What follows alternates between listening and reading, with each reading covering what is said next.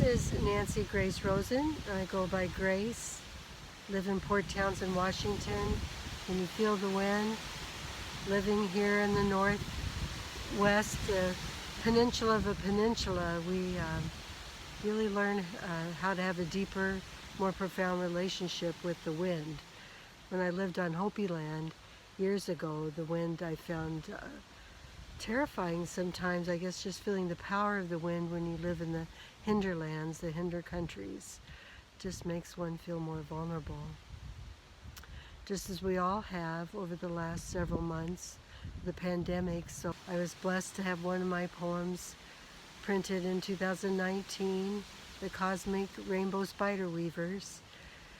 So, been doing some deep diving, turning 69 in August, and just feeling so vulnerable as a full-time caregiver for 5 to 6, 80 to 90-year-olds. I just finally decided I needed to go into solitude and give myself the blessing of this quarantine time to really self-reflect and go deeper. So one of the poems that came out of this time is a work in progress called The Winds of Change. So since it was windy right now, I thought this was a good time to read this poem in this format. Winds of change. Wind whirls through leaves and branches, creates sounds as it dances with the tall aspen leaves. Water running, wind flows through, wafting through our back gardens. Air essence leaves every surface caressed.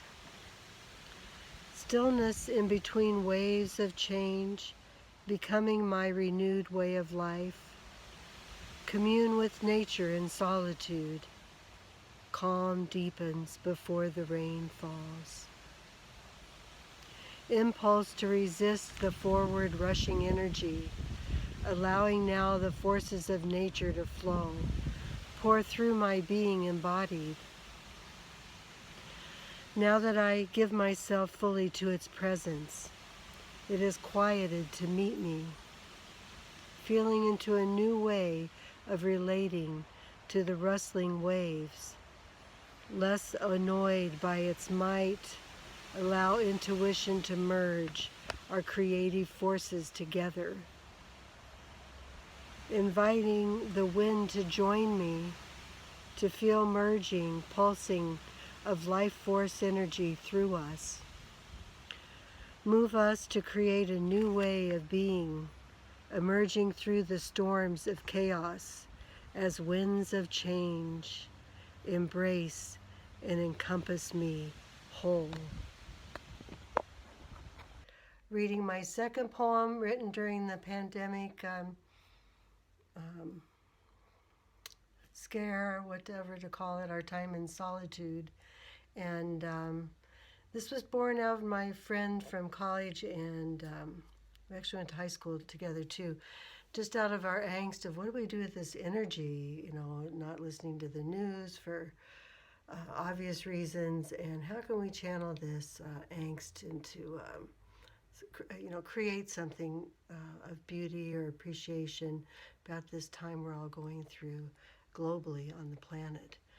So this one is called A Crown of Thorns for Everyone. So that's this is my little wreath I have on my wall, but it's going to double as the representation of the crown of thorns that we all appear to be wearing at this time, on top of our masks and social distancing.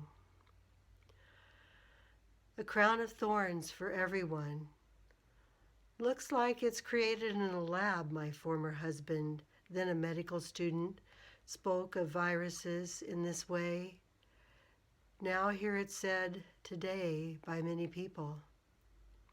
Is it true that this disease is man-made, created from his own image as a human reactor field, agitated like a porcupine, angry to have personal freedoms taken away? Stay home. Be kind. Stay safe. New Zealand Chancellor, a woman, told her country. How do you view it? Isolation or solitude? They are quite different. I choose the second.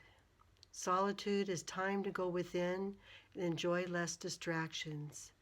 Time to contemplate what really matters, like springtime. Flowers, bees, gardens feed our inner knowing. Slow down to stillness. Let go of the deep, deep stress in our bodies. Quiet enough in our street to sleep sound, no big trucks. Fewer sirens, time to find the silver linings of our lives alive.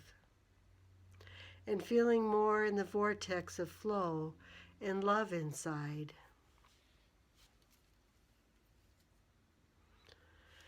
Just happy for no reason, tuned in and turned on like the birds.